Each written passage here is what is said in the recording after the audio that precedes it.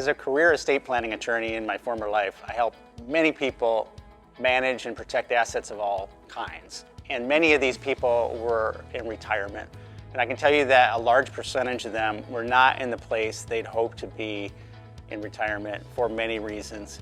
Jason Herring has an example today how to protect yourself from depleting money, running out of money in retirement. So let's jump in with Jason, and then I'll be back. Take it away, Jason. Hey, thanks, Steve. Hello, everyone. Jason Herring here, your IUL specialist with Insurance and Estates.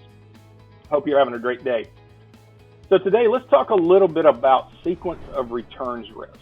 Now, this might be a concept or a term that you haven't heard much about, but it's definitely one that you need to make sure that you understand, because sequence of returns risk could easily be one of your biggest exposures that you have in retirement, especially if you are relying on qualified retirement accounts, things like IRAs and 401ks. If you are relying on those types of qualified accounts to do most or all of the heavy lifting for you for retirement income one day, then you have a very, very large portion of your retirement exposed to not only the market and market downturns, but also to the timing of those downturns. And that's what sequence of returns risk is.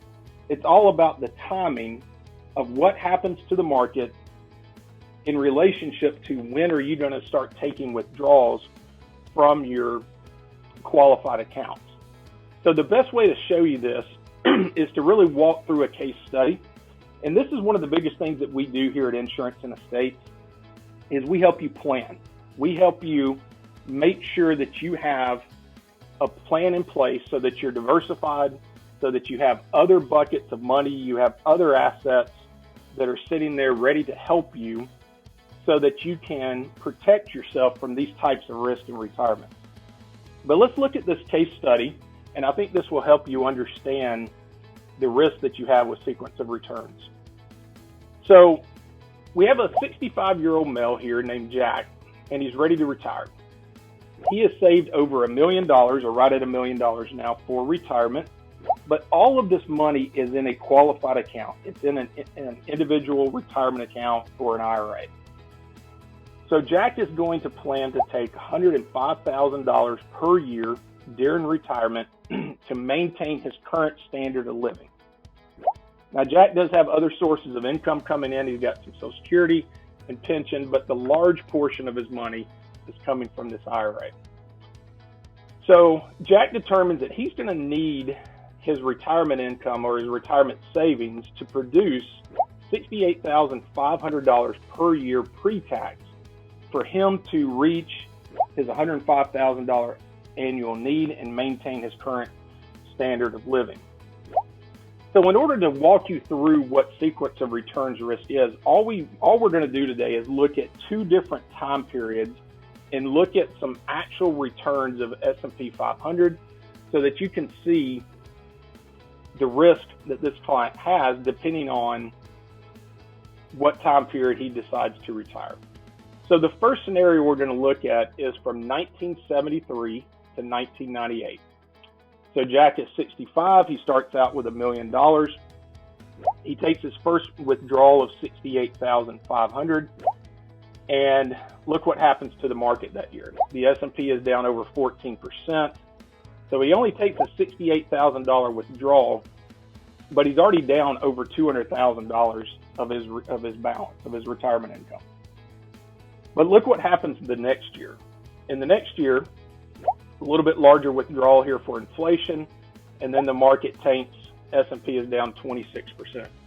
In 2 years, Jack has lost almost half of his balance, of his starting balance of $1 million. Now, the next couple of years, you can see that the market, rebounds. And you'll also notice that there's not a lot of negative years here. We've got 1, 2, 3, 4, roughly five negative returns here. But look what happens. By the time Jack reaches 86 years old, he's completely out of money.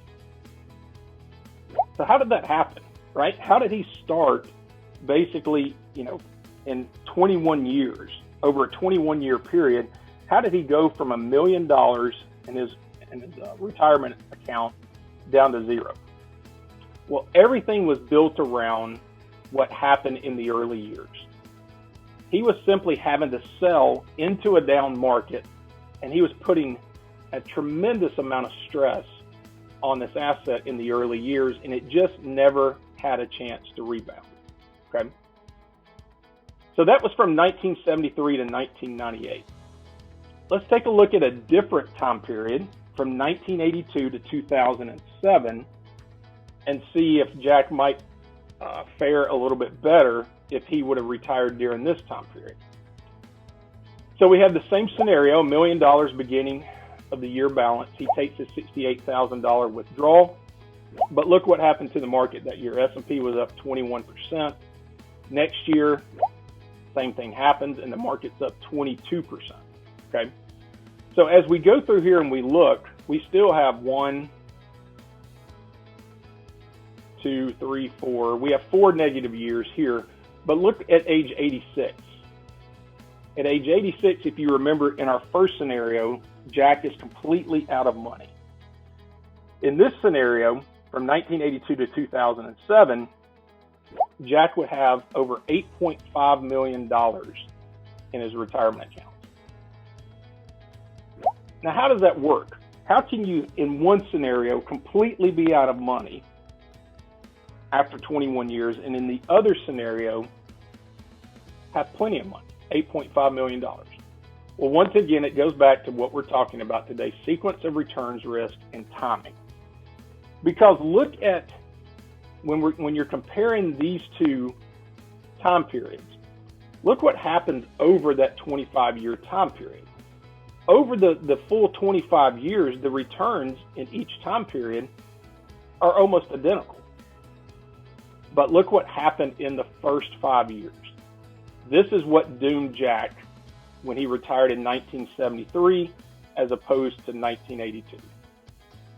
There was so much stress that was put on his retirement accounts in those early years that he just was not able to recover from, and he runs out of money. Okay. So what we do at Insurance and Estates is we help you come up with scenarios and designs and planning to help you make sure that this doesn't happen to you. We help make sure that you don't put all of your eggs in one basket, that you diversify, that you have additional assets available. And this is where Index Universal Life comes in. So most of you are probably watching this video today because you're doing research around Index Universal Life. Maybe you're seeing videos on TikTok, you're seeing videos on YouTube, and everybody's telling you how an IUL works, but nobody is breaking it down for you and showing you how do you implement an IUL in this type of a scenario to protect your qualified money from what's happening to Jack here. So in the part 2 of this case study, what we're going to do is we're going to go back in time, and when Jack is 40 years old, he's going to put an Index Universal Life policy in place, and he's going to start paying $500 per month for 25 years until he turns 64. At age 65, he's going to have about $260,000 of projected cash value, assuming a 6% rate of return. So guys, the best way to think about this asset is just literally sitting over here on the sidelines. It's ready to go into the game when needed to help take the stress off of his qualified accounts when he starts to get ready to take retirement income one day. So let's see what happens when we utilize the IUL strategy, and instead of selling into a down market, what we're going to do is in the years where we have a down year, we're going to make sure that following year, instead of taking a withdrawal from your retirement accounts, from your qualified money, we're simply just going to take the withdrawal from the IUL. So as you can see here, over Jack's lifetime, he really only dipped into his IUL, let's see, 1, 2, 3, 4, 5 times, but look what it did. So this is the same period where he ran out of money. Okay, this is going back to that 1973 period where we had the just drastic losses with the S&P 500 in the first 2 years.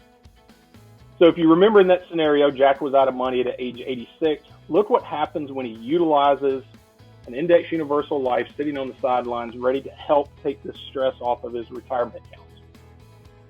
So the first year he takes his withdrawal, the market drops. Instead of selling into a down market, he leaves his qualified money alone, and he comes over and he takes a $50,000 withdrawal from his IUL. Now keep in mind, you can see that why is this only $50,000 versus $68,000? Well, this is a pre-tax withdrawal. And one of the big advantages to use an index universal life here is that when you take this withdrawal or loan, as long as the policy is built correctly, you're going to be able to do that tax-free. So we don't have to take as large of a withdrawal here with the IUL as you would to come up with the same amount of money. So look what Jack does. In these years after a down market, down 7.16, we take a withdrawal. Down 4.92, we take a withdrawal. So we relieve all the stress off of these qualified accounts, and let's go back down to age 86. At age 86, in the original scenario, Jack was out of money, but using this strategy with having the IUL to help take the stress off of your retirement account, at age 86, Jack has over $3.2 million left in his retirement account.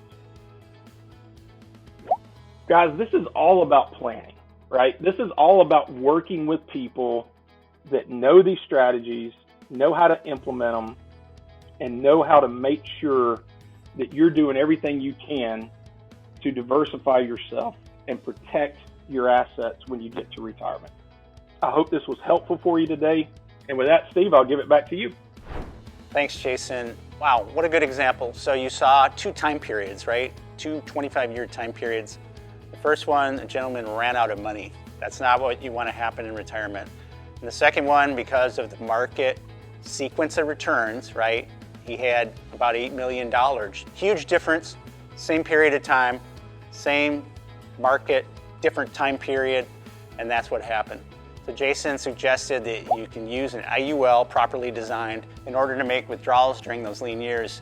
And look what happened, it preserved the bulk of the retirement account. So to keep proactive, guys, I encourage you, based upon my estate planning attorney tenure and watching all these people, get proactive and put measures in place so that you're not in a situation where there's nothing you can do, running out of money. If you're interested in this, check in with Jason. His link is going to be below wherever you're watching. You can also leave comments and questions. We welcome those and respond to them as long as you keep it classy and respectful.